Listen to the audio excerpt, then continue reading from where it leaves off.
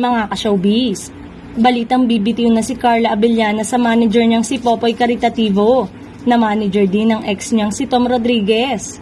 Balitang babalik na umano sa bansa si Tom matapos ang commitment niya sa pagkanta sa Amerika.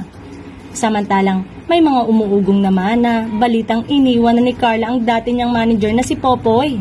Hawak din kasi ng Luminary Talent Management ni Popoy ang ex-husband niyang si Tom Rodriguez at napapabalitang magbabalik showbiz na soon. Pawang mga big star daw ang hawak na talent ng talent management na umano'y kanyang lilipatan at may tsansang baka sa ibang network na mabigyan ng project si Carla. Nakakaaliw lang na tuwing contract renewal season ay lumalabas rin ng mga ganitong issue ng lipatan.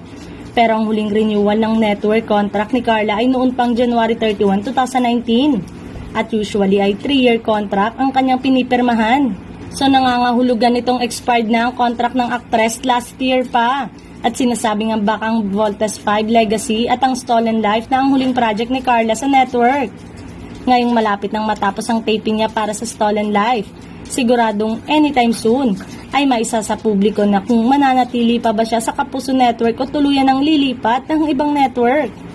Kinukuha na umano ng ABS-CBN si Carla. Malamang natapusin na lang nito ang ginagawang series sa GMA bago tuluyan ng magpaalam kay Popoy. Samantalang nagkasugat-sugat, may gasgas at nagkapasa-pasa ang mga binti ni Kapuso Primetime Goddess Carla Abellana dahil sa matitinding eksena na ginawa niya sa taping ng Stolen Life ng GMA7. Wrapping up Stolen Life with a bang. How I feel at 1:15 AM with only half of the scene done at taping and another half to go, caption ni Carla sa pinost na photo.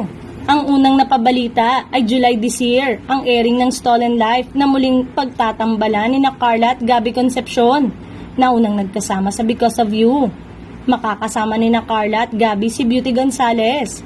Hindi nasunod ang schedule dahil na-extend ang abot kamay na pangarap kaya hindi nagalaw ang time slot na yon. Pero kailangang umere na ang GMA Afternoon Primetime Series dahil i-ere na rin this year ang seryeng pagbibidahan naman ni Kapuso Primetime Queen Marian Rivera at Gabby na Against All Odds.